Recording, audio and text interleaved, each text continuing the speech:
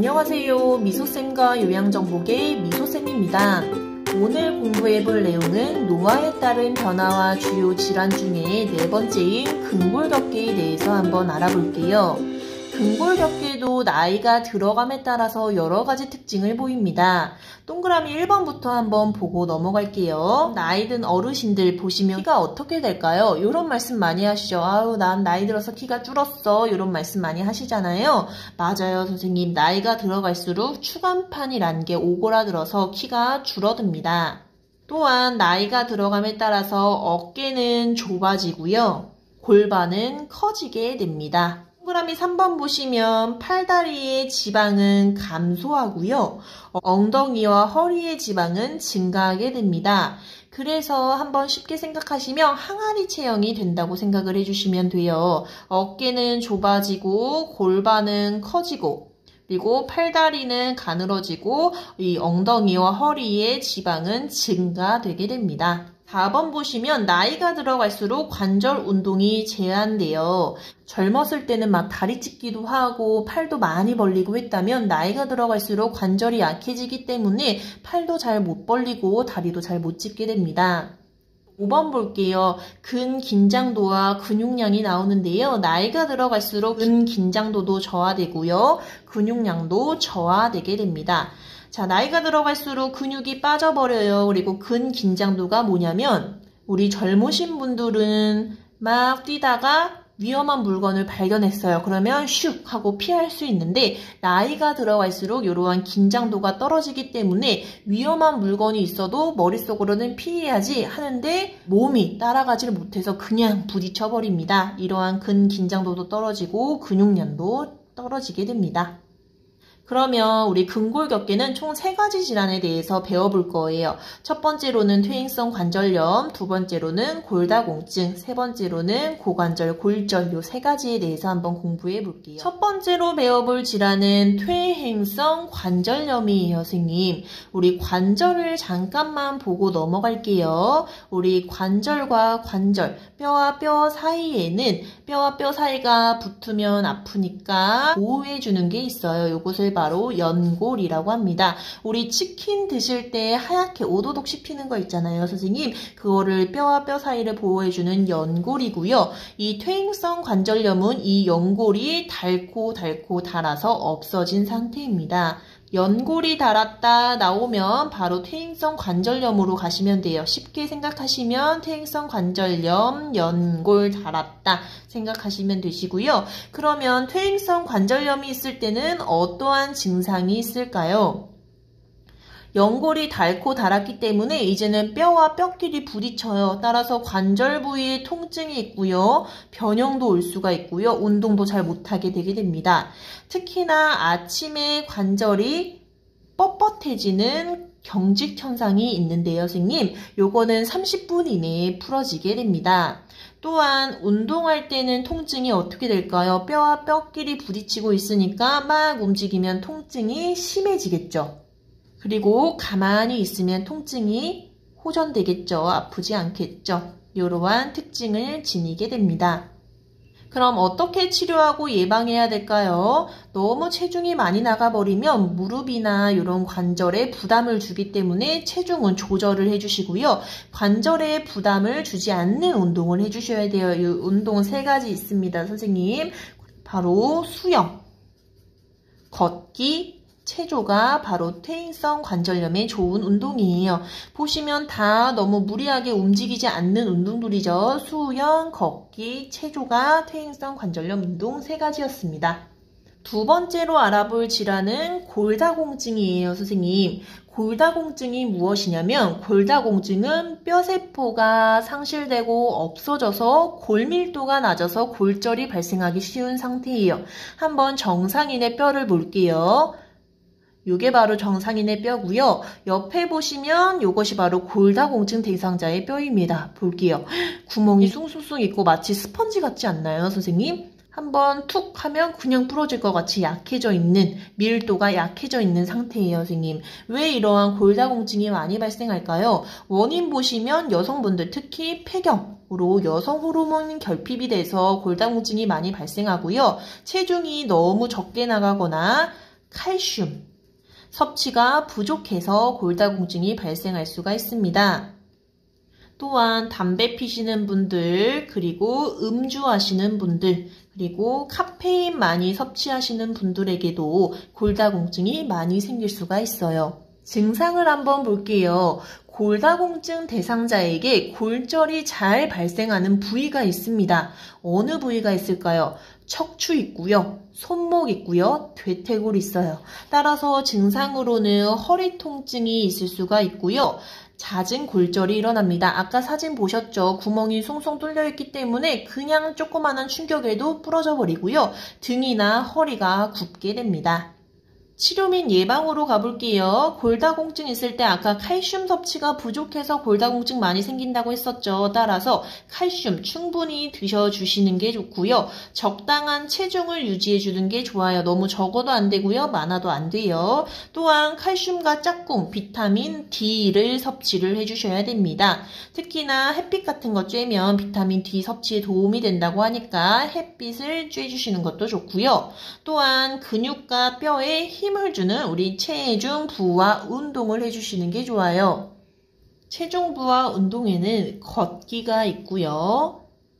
다음에는 등산, 산책 이렇게 세 가지를 해주시는 게 좋아요.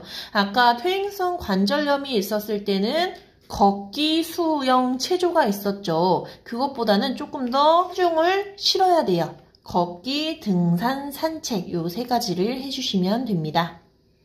근골격계 세 번째로 알아볼 질환은 고관절 골절이에요. 말 그대로 고관절이 부러져 버린 것인데요. 고관절이 어딘지 요 그림으로 한번 볼게요.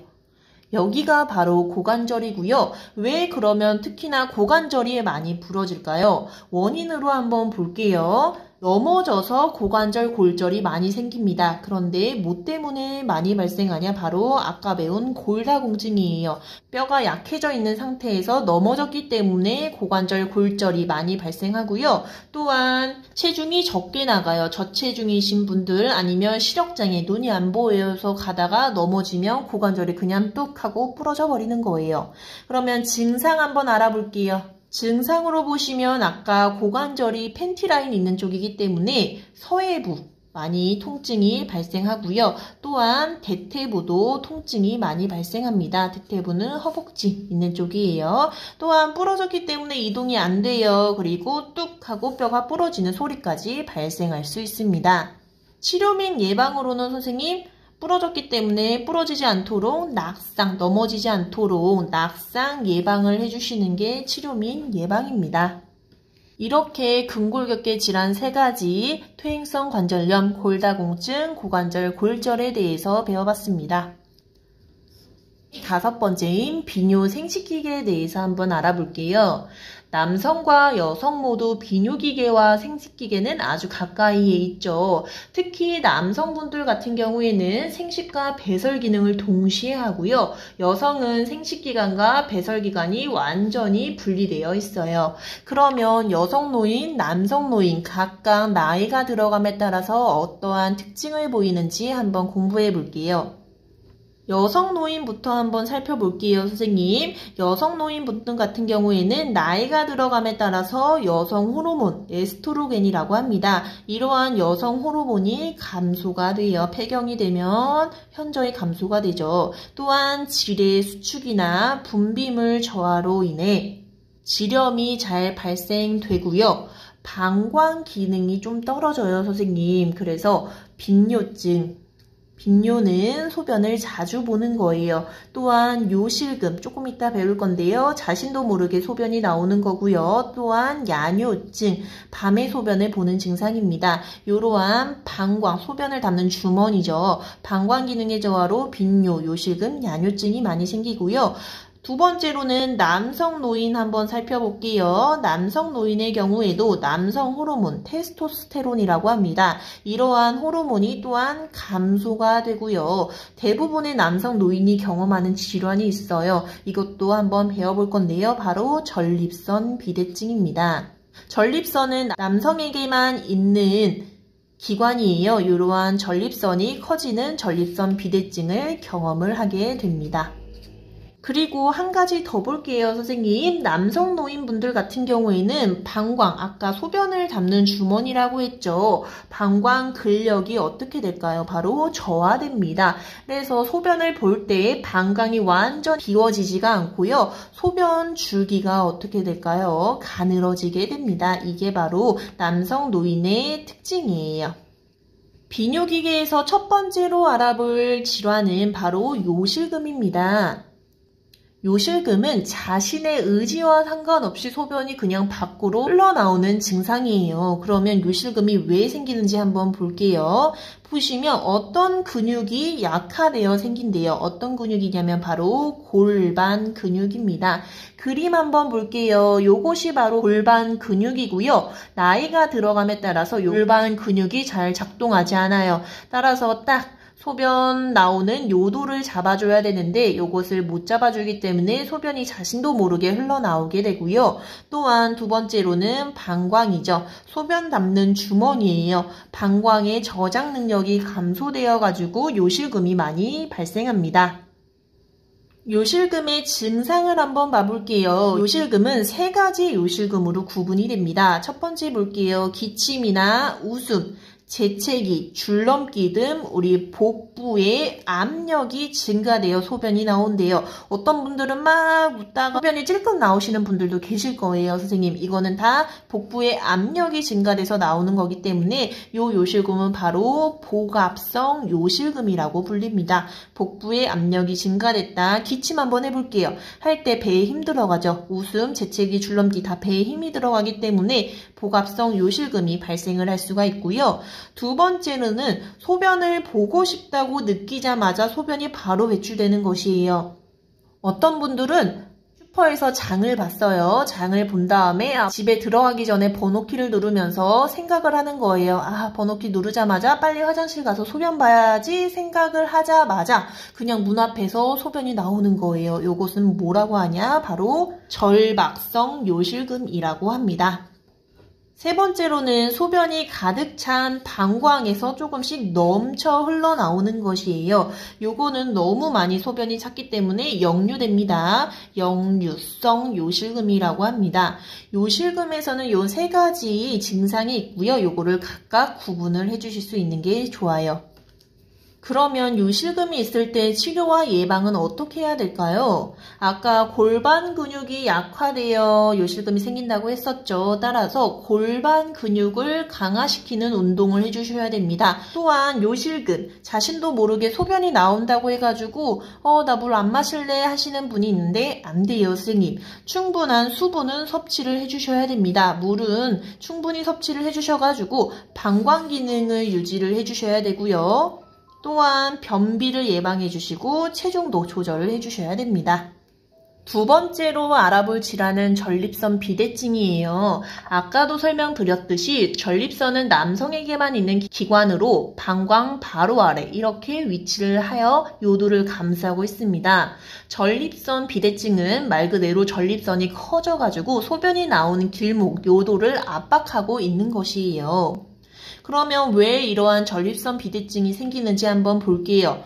원인은 노화입니다. 노화에 따른 남성 호르몬이 감소되어 가지고 전립선 비대증이 생길 수가 있고요. 또한 비만, 고지방 음식, 우리 뱃살 나오신 분이 있죠. 그런 분들한테는 전립선이 커진다는 학설이 있습니다. 그러면 증상을 한번 알아볼게요. 전립선 비대증은 요 증상이 자주 나옵니다. 전립선 비대증이 있을 때 배뇨 후, 소변을 보고 난 후에 잔뇨감이라고 해서 소변이 남아있는 듯한 느낌이에요. 잔뇨감이 있고요. 소변 줄기가 가늘어지게 됩니다. 아까 소변 나오는 길, 요도를 압박하기 때문에 소변 줄기가 가늘어지고요. 소변이 금방 나오지 않고 힘을 주어야 나오게 됩니다. 또한 소변을 보고 난 후에 2시간 이내에 다시 소변이 마려울 수 있어요. 요것을 빈뇨라고 하고요. 밤에 자다가 소변을 보기 위해 자주 깨기도 합니다. 요거를 밤야자를 써서 야뇨 증상도 있습니다. 그러면 치료 및 예방을 한번 볼게요. 약물요법을 쓸 수가 있고요. 술은 드시면 안 돼요. 그리고 아까 고지방 음식을 섭취해가지고 뱃살이 나오시는 분들 전립선 비대증 많이 생긴다고 했었죠. 그래서 따라서 저지방 식사를 해주시고요. 적당한 운동, 그리고 너무 심하다 하시면 전립선 절제술, 전립선을 잘라내는 수술을 하는 방법도 있습니다. 지금까지 비뇨기계 질환 2가지, 요실금이랑 전립선 비대증에 대해서 알아봤습니다. 오늘도 봐주셔서 감사합니다. 좋아요, 구독, 알림 설정 부탁드리고요. 저희는 다음 영상에서 만나요.